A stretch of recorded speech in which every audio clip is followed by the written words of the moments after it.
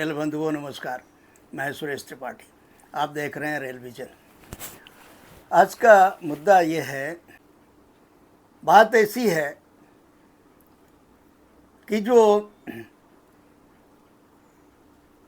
Production unit हैं, वहाँ जो पीएचओडी हैं मटेरियल परचेजिंग के,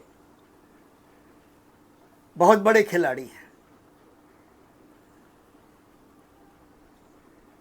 कुछ एक गिनती के एक आध होंगे छोड़ दिए जा सकते हैं,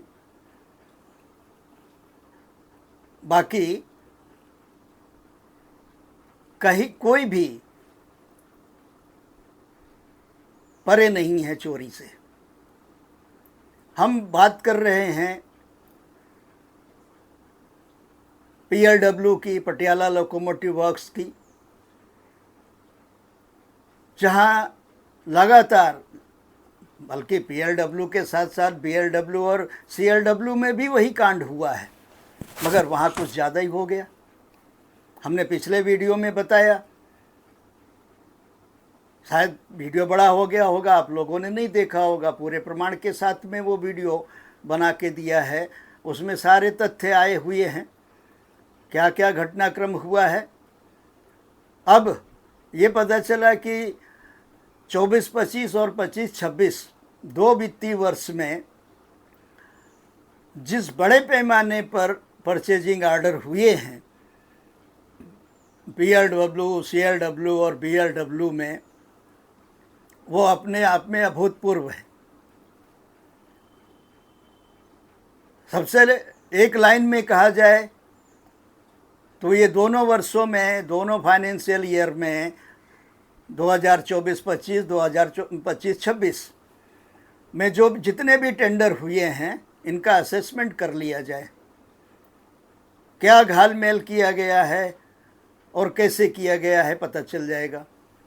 लोएस्ट 2 रहा, उसके बावजूद जहाँ एक तरफ डिफ़ॉल्टर है, वो मटेरियल सप्लाई नहीं किया, यहाँ लेबर एजिटेशन हो गया, मटेरियल ना होने से काम नहीं मिल रहा लेबर को,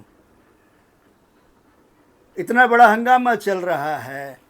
मगर ये हंगामा भी, उसके पीछे भी मैंने उसकी क्रोनोलॉजी बताई, वो आप वो वीडियो देख सकते हैं पिछला, क्या हुआ है, कैसे दबाव बनाने की कोशिश की गई है इस लेबर एजिटेशन के माध्यम से। ये सब कुछ संज्ञान में होने के बावजूद नया बड़ा ऑर्डर कैसे दे दिया जाता है। ये जो वहाँ पीसीएओ हैं, जो इस 161 लोको सेल की सप्लाई के एक्सेप्टिंग अथॉरिटी थे टेंडर के, ईटीसी के, उन्होंने इसको कैसे अनदेखा किया। टीसी मेंबर्स ने कैसे अनदेखा किया। माना कि पीसीएमएम उसके कन्वेनर थे, बाकी 2 मेंबर जो थे उन्होंने इसको अनदेखा कैसे किया।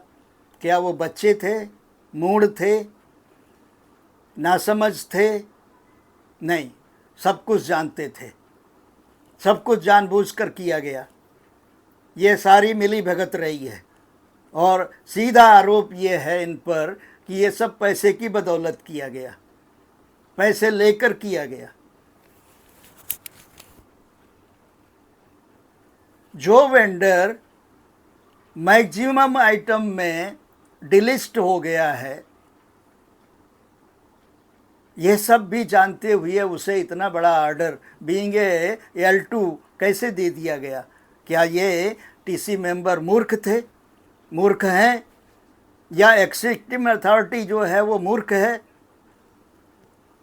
और यही बात बनारस लोकोमोटिव यानी बीएलडब्ल्यू और चितरंजन लोकोमोटिव यानी सीएलडब्ल्यू के ऊपर भी, उनके अधिकारियों पर भी लागू होती है।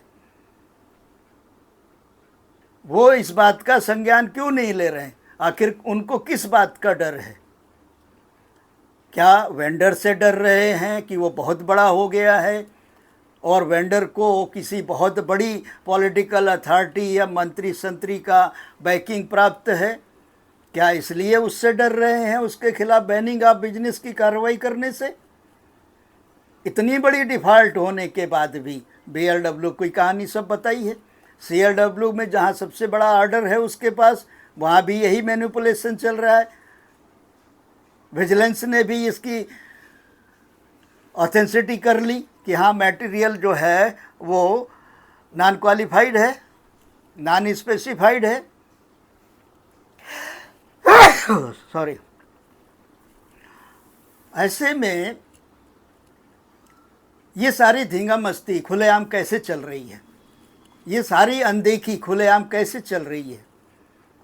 जो सिस्टम के साथ, मटेरियल के साथ, इंजन की बनावट के साथ, उसकी बॉडी के साथ जो घालमेल हो रहा है, मैनिपुलेशन हो रहा है, कंप्रोमाइज हो रहा है, वो क्यों हो रहा है, किसकी जिम्मेदारी है ये 6 रुपए का जो डिफरेंस वाला जो खेल खेला गया, पुराने PCA वो PLW ने खेला और ये एक नई परंपरा गढ़ी, जबकि इसका कोई नियम कानून नहीं है, कोई स्थापित परंपरा नहीं है कि आप मटेरियल में घालमेल करेंगे और फिर उसका डिफरेंस दे करके बच जाएंगे।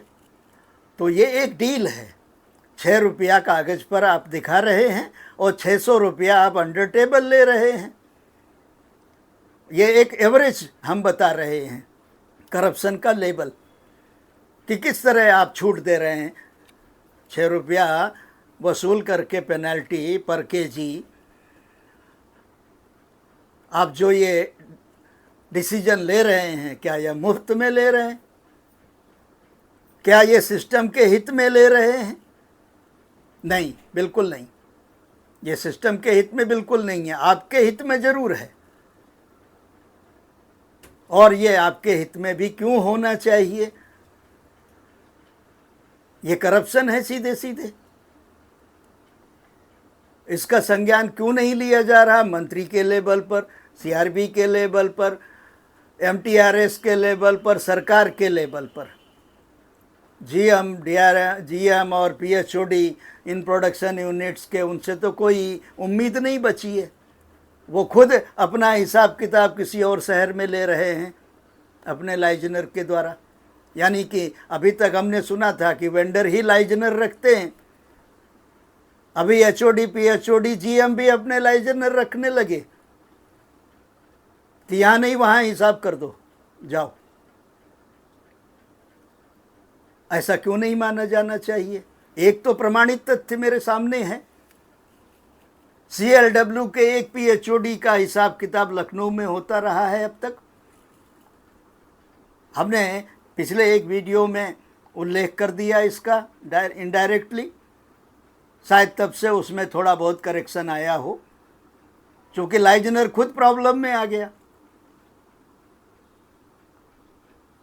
तो एक ना एक दिन ऊंट पहाड़ के नीचे आता है, तब उसको पता चलता है कि उसकी ऊंचाई कुछ भी नहीं है।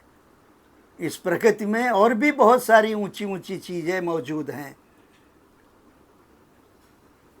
तो कहने का तात्पर्य यह है कि रिटायरमेंट के पहले, जैसा मैंने उस आर्टिकल में भी लिखा है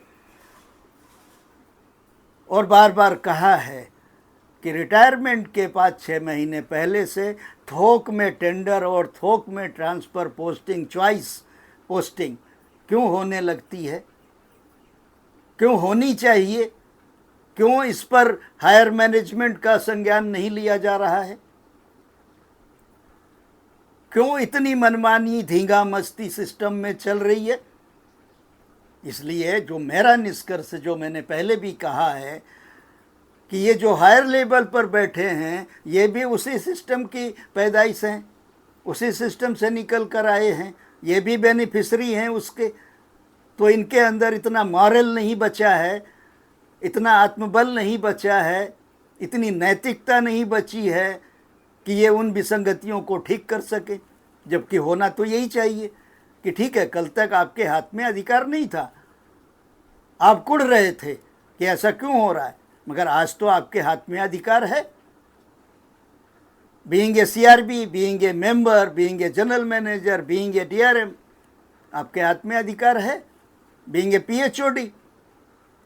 तो जो आपके हाथ में अधिकार है उसके तहत आप सिस्टम को ठीक करने की कोशिश करिए। अगर आप नहीं करते हैं तो ये आरोप तो पक्का है आपके ऊपर कि आप भी इसी हित साधन वाली मैनिपुलेटिव सिस्टम की पैदाइश हैं और आपके अंदर इतना आत्मबल नहीं है कि आप इसे ठीक कर सकें। हालांकि आप चाहते हैं अंदर से, आप इसका रोना भी रोते हैं हमसे जब बात करते हैं, मगर आप करना नहीं चाहते हैं और आपका रोना ये है कि आपको करने नहीं दिया जा रहा है। अरे भाई, आपके अधिकार क्षेत्र में कोई आपको टोक सकता है, रोक नहीं सकता। अगर आप कर देंगे तो वो एक परिपाटी बन जाएगी। नाली का पानी जब तक बांधा हुआ है, यानी बांध का पानी जब तक बांधा हुआ है तब तक बंधा हुआ है। जिस दिन आप उसका फाटक उठा देते हैं वो बह चलता है, यानी कि अपने रास्ते पे चल पड़ता है और ढर्रे पे आ जाता है।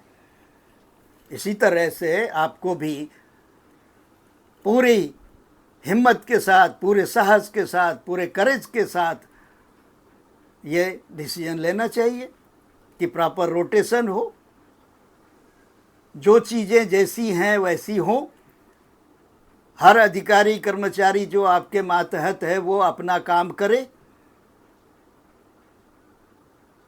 ये सुनिश्चित करना आपकी जिम्मेदारी है। मगर जब आप खुद ही अपना काम नहीं कर रहे हैं तो बाकी कौन करेगा आपके नीचे? हम ऐसे उदाहरण दे सकते हैं, कई सारे PHODs के, कई सारे GM के नाम लेकर के उदाहरण दे सकते हैं कि वो अपना काम नहीं कर रहे। तो आप कैसे अपेक्षा करते हैं कि आपके नीचे वाला भी काम करेगा? वो क्यों करेगा? क्योंकि उसको तो पूछने वाला कोई नहीं है। वो अपना हित साधन कर रहा है सरकारी पद पर बैठ करके और मूंछों में ताव दे करके शाम को बैग लेकर जा रहा है। कोई पूछने वाला नहीं है कि उसने काम, अपना दायित्व पूरा क्यों नहीं किया। मेरा कहने का तात्पर्य है कि ये जो महाशय जा रहे हैं, इनके कार्यकाल में जितने भी टेंडर हुए हैं परचेजिंग के, प्रोक्योरमेंट के, मटेरियल खरीद के, उन सब की जांच होनी चाहिए। जो परसेंटेज लेके जा रहे हैं उसका तो कोई प्रमाण नहीं है, ना हमारे पास ना सिस्टम के पास, मगर परिस्थिति जन्य सबूत यहीं मिलेंगे।